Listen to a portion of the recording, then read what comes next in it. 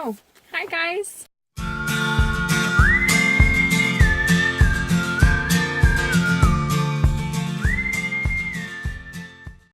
Yeah, I'm reading a book that I thought I would share with you. It's called Wired to Eat. It is by Robb Wolf. Wolf. Not Wolf, Wolf. It is by Robb Wolf. And it says, turn off cravings, rewire your appetite for weight loss, and determine the foods that work for you. He's also the author of the New York Times bestseller, The Paleo Solution. So you might think that, well, maybe this book's all about paleo. While it does have a lot of good information about paleo, it also has a whole chapter, quite a lengthy chapter, dedicated to ketosis.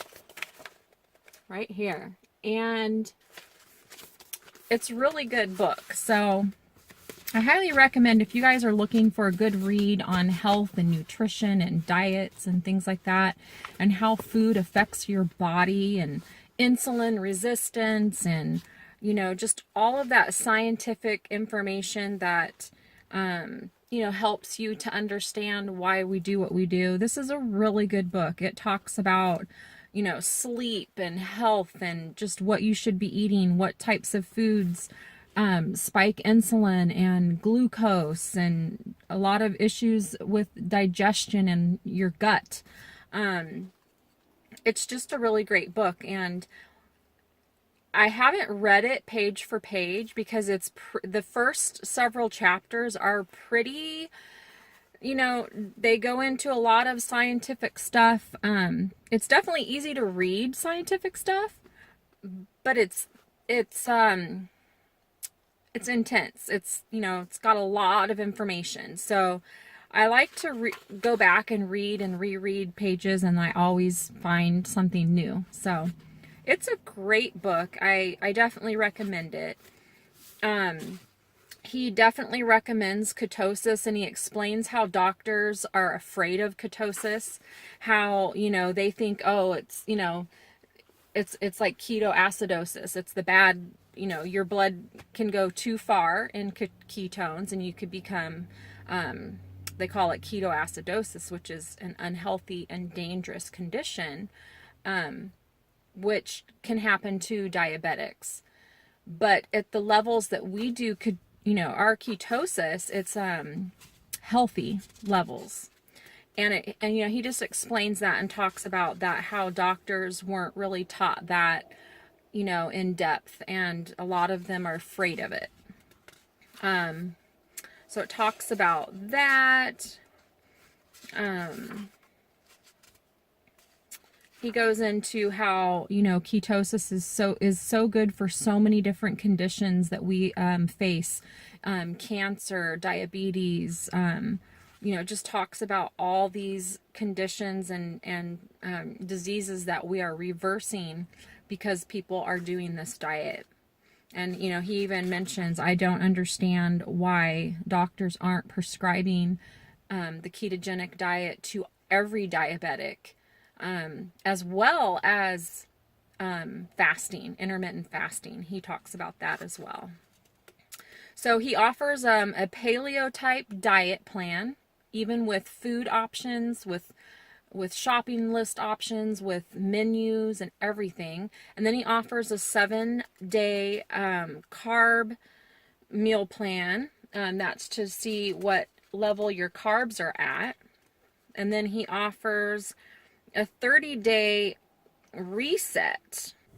So yeah, it's a really good book. And, you know, it just goes into a lot of depth of just information on the diet. And what I also like about it is that he gives you recipes. So he gives you recipes for specifically for ketosis or specifically for paleo, or just, and interestingly, you know, most of the paleo recipes are going to also be keto friendly. So they're all really good. So there's like, oh gosh, this see. This thick of pages right here is all recipes. I'll just name a couple of them. So we have Asian short ribs, bacon wrapped asparagus, baked halibut, beef tacos. He gives a recipe for basic taco seasoning, which is keto friendly, and also AIP taco seasoning. So AIP is an autoimmune protocol diet, which is recommended for people that suffer, from autoimmune diseases. Me being with having Hashimoto's, AIP has always been a diet that's been recommended, but it's pretty restrictive. And so I feel like if I can feel better and get healthy on keto and not have to go AIP, I'm going to try that first. So, let's see. We've got cauliflower rice, chicken Alfredo, can't say it, chicken Alfredo, chicken soup, chicken stir fry, chicken tikka masala. Yum. I want to make that. A good recipe for chicken stock. Chicken tortilla-less soup. There's a little coconut dream drops, like sweet, kind of like a fat bomb.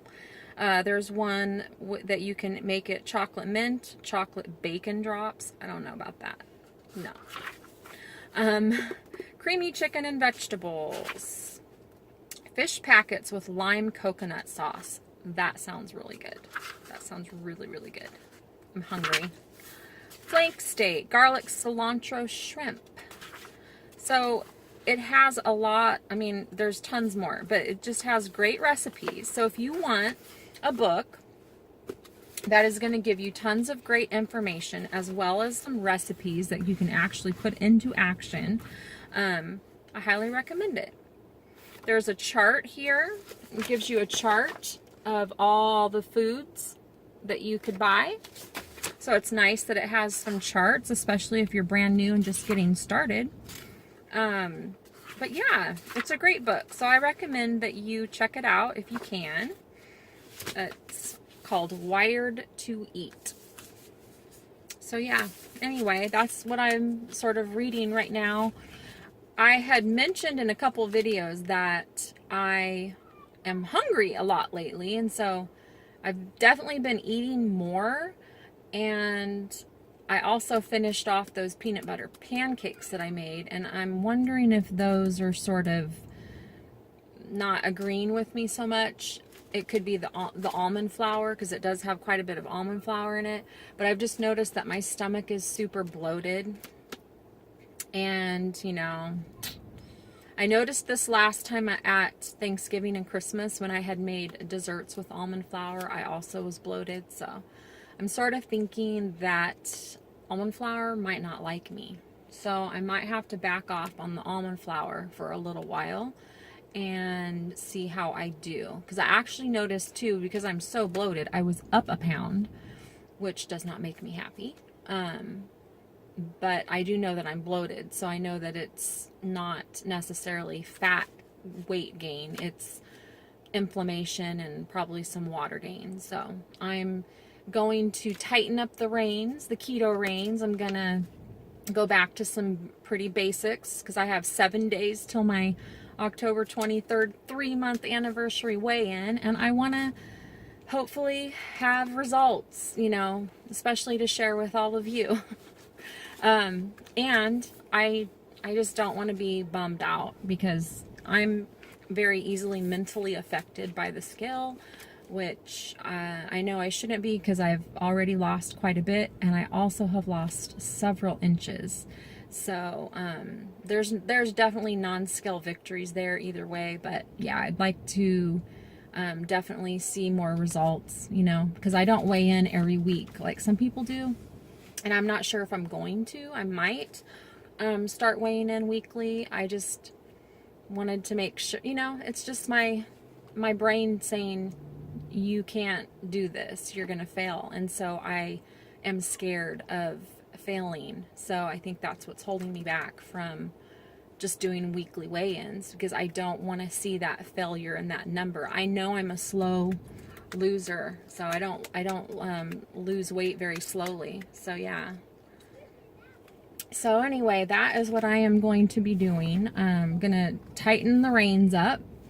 I am gonna have less heavy cream in my coffee. So instead of 2 tablespoons, I'm gonna only have 1, and I'm going to make sure that I'm not eating any sweeteners, you know, artificial sweeteners, well, except for just a little squirt in my coffee of stevia. But I'm going to stay away from all other sweeteners. I'm just going to tighten it up a little, eat lots of greens, lots of veggies. I'm going to reduce a little bit of my protein, increase my fats, you know, just back real basic keto style. You know, that's what we need to do sometimes. And so that's what I'm going to do, and hopefully over the next 7 days I'm going to see some results on the scale. I have been seeing non-scale results, so we'll talk about that soon, because I do want to share that with you too.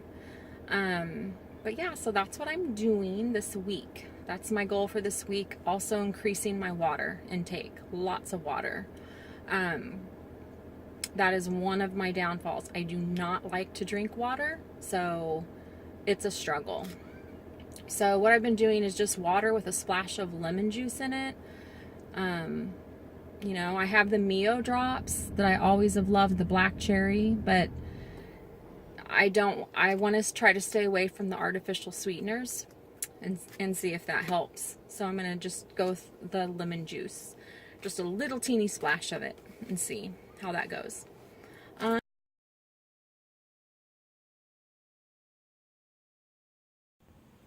Good afternoon, everybody. So today it is about 1:10 in the afternoon, and I'm about ready to start my first meal of the day. I'm going to bake some bacon in the oven at 425 for about probably 15-ish minutes, and you kind of cook it till just whatever doneness that you like, brownness, etc. It's a great way to cook it. It's easy cleanup, and it's just easy. It cooks it evenly, and you just end up with bacon. You don't have to sit there and watch it in the pan and flip it and fry it and all that. So anyway, I'm going to put this bacon in, and then I'm going to do some scrambled eggs to go with it. And yeah, that's going to be my first meal of the day. Alright guys, here is my bacon. A little bit crispy on the edges. I think I'm going to reduce my oven to like 350 for the future, because 425 was just a little bit too hot for my oven. And different types of bacon, I noticed, cook completely different. So you just kind of have to, you know, test it out in your oven to get the right time. So anyway, there's the bacon. Looking pretty good.